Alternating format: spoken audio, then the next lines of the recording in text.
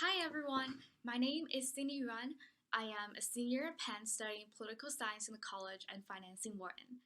Today, the topic of my Ben talk is the government's role in facilitating immigrant assimilation. This topic is important to me because I have a strong personal interest in issues regarding immigration and ethnic diversity. I myself am an international student from China, and I have seen tensions between the Chinese, Uyghurs, Tibetans, and other ethnicities in my own country. Coming here to the US, I got intrigued by the interaction of different cultures here, and I think the 2016 elections really highlighted key issues regarding ethnic tensions. As a political science major, I decided it would be interesting to explore this topic further in a public policy perspective, which is why last year I took this really interesting class with Professor Jones Correa on dilemmas of immigration, where we explored interesting and very important concepts on immigration, including national borders, definitions of citizenship, and ethnic integration. Eventually, I decided to do a final thesis on the government's role in facilitating immigrant assimilation using two countries as case studies, Singapore and France. I chose these two countries because they have very different state of immigrant relations as well as government policy. First, Singapore has my first case study is Singapore, where there is a strong emphasis on ethnic identities. Ethnic diversity has always been a part of Singapore's national identity since it got expelled from then Malaysia in 1965 due to a series of race riots between the Chinese and the Malays. After a continuous influx of immigrants, there are now three major ethnicities in Singapore today, which are Chinese, Malay, and Indian. Singapore is one of the most proactive governments in the world in terms of ethnic integration policies. I have spent a summer there on Penn's International Internship Program, and I really experienced firsthand that ethnic integration policies are present in all aspects of the citizens' lives.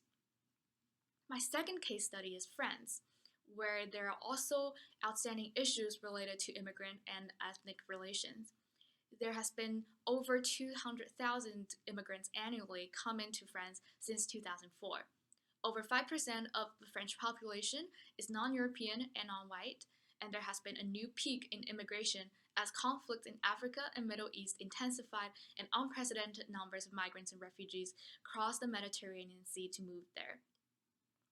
However, regarding government policies on immigration, France is almost at the other end of the spectrum compared to Singapore. It has always adopted a colorblind approach because race and ethnicities have become a sensitive topic ever since World War II. The French government targets virtually no policies directly at ethnic or racial groups, nor does it collect any census data on race. To better analyze and compare immigration policies in these two countries, I have divided government policies on immigration into two major aspects. First is cultural integration, which refers to the government's promotion of an overarching national identity as well as immigrants' assimilation into such a national identity. Second is socioeconomic integration, which means the government's facilitation of equality in areas like economic opportunities, political status, and social recognition. I want to analyze the policies of these two governments in both aspects of ethnic integration that I just talked about. And an overarching summary of my research has placed Singapore and France on the opposites of the spectrum in both aspects. Starting with cultural assimilation, Singapore has always promoted more of a pluralism and multiculturalism approach, while the French government has a stronger emphasis on national unity and state secularism.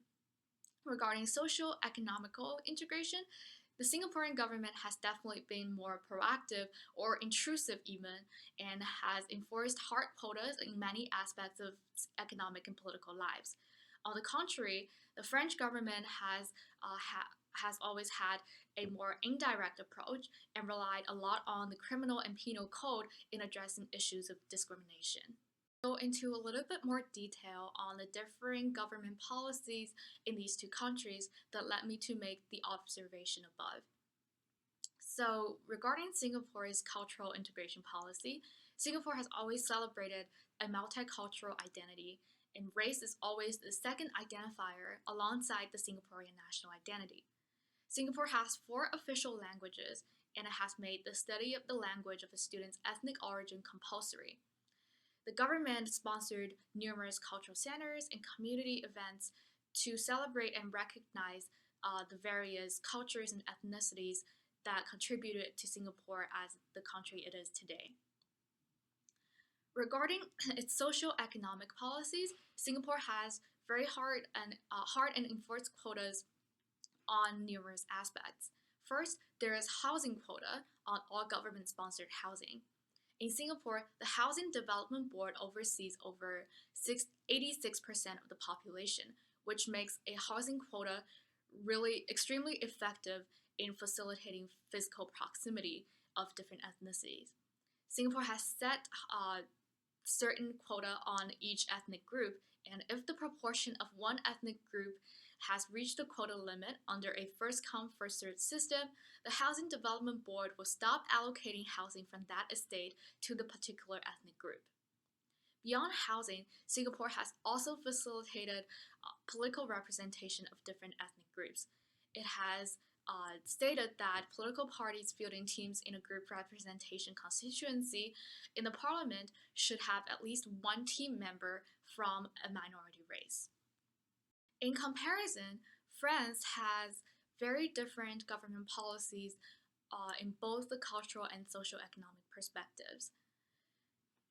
As for cultural policies, the French government has established strict rules to enforce cultural assimilation and promote the overarching French identity. It has celebrated laïcité, which means state secularism. As examples, in 2004, there was a ban on conspicuous religious symbols in public schools, although many criticize this policy as disproportionately affecting the Muslim minorities. In 2016, more controversially, Nice has issued a ban on burkinis, which is a Muslim variation of swimwear. Although the ban was overturned shortly after, it represented France's dedication towards strict state secularism and the consequences, whether intended or unintended, on its religious and ethnic minorities. Regarding socio-economic policy, the French government has addressed racial inequality issues indirectly under the framework of geographic or class criteria. For instance, it has established zones of educational priority based on factors such as test scores, unemployment rate, and regions. It has also targeted poor suburbs and ethnic enclaves through subsidized housing projects, education reform, and labor market regulation. Another big distinction between the French and Singaporean government is that the French government focuses more on addressing direct discrimination than indirect discrimination. The French government targets intentional racism and hate speech, but it invests less in uncovering potentially prejudiced practices in employment, education, state welfare, and other aspects. Now, I understand that these two countries are not parallel cases or strictly controlled cases for us to draw causal relationships from. However, my research has provided insight on the benefits and harms associated with different government roles while approaching immigrant assimilation. Singapore's focus on socio-economic integration prevents any ethnic community from being segregated residentially, economically, or politically. As a result, in 2003, more than 75% of all Singaporean neighborhoods were ethnically balanced. Minority parliamentary representation also increased from 16% in 1988 to 26.2% in 2001. However, guaranteeing physical proximity between ethnicities does not necessarily generate positive interracial interaction and understanding, and the challenge still remains in furthering the communication between ethnicities. Minority residents have expressed that they perceive limited, meaningful interaction as a result of the housing quota. There has been reports that they were disproportionately affected by the quota and that political impact and cultural distinctiveness of minorities are diluted into different regions since the racial quota spread them out. Culturally, Singapore's effort in respecting and preserving diverse ethnic cultures so far has received concrete results. and it has, surprisingly, also produced a stronger sense of national identity across different ethnicities. On the other hand, France's promotion of an overarching French culture centered around secularism has created backlashes from minority communities that are disproportionately impacted by its secular policies. As well, the lack of data on socioeconomic status of different ethnic communities has led many to overlook the de facto segregation in suburban areas of many large French cities. A large number of immigrants and their children live in ethnic enclaves around the country with shockingly high crime rates and poverty rates. For instance, Top, a commune in western suburb of Paris, has become a highly concentrated center for immigrants from Morocco and Algeria. Children born to at least one foreign-born parent in the region jumped from 9% in 1968 to 61% in 2005. Top has a poverty rate of 24%, which is twice the average of the Paris region. Moreover, there has been no discernible evidence found on the effect of the Zone of Educational Priority initiative on students' academic achievement. A study from the Organization for Economic Cooperation and Development has found that a student at a French school in a deprived ethnic enclave is 4 times more likely to end up struggling than a student from higher income areas. The level of engagement on the government side in issues regarding immigration. Singapore's mandatory integration policy by a strong government has produced effective integration results. However, heavy government regulation cannot determine organic personal interaction or citizens' own perception. Some integration policy has also led to unintended discriminatory effects by disproportionately affecting particular ethnicities. On the other hand, France has posed more limits on government power by focusing on utilizing the criminal system rather than active social policies. However, this, in effect, also limits the amount of support that disadvantaged immigrants receive, while the high burden of proof in criminal court also reduces the feasibility of immigrants seeking redress for discrimination. Moving forward in a world challenged by mass migration and influx of different cultures, it is important for governments to reflect on their ideal roles and approaches while promoting assimilation both in socioeconomic and cultural aspects. My research used case studies of France and Singapore as examples to prove that governments should thoroughly consider the implications of particular public policies regarding immigration and maintain a balance between national unity, social inclusion, and individual freedom.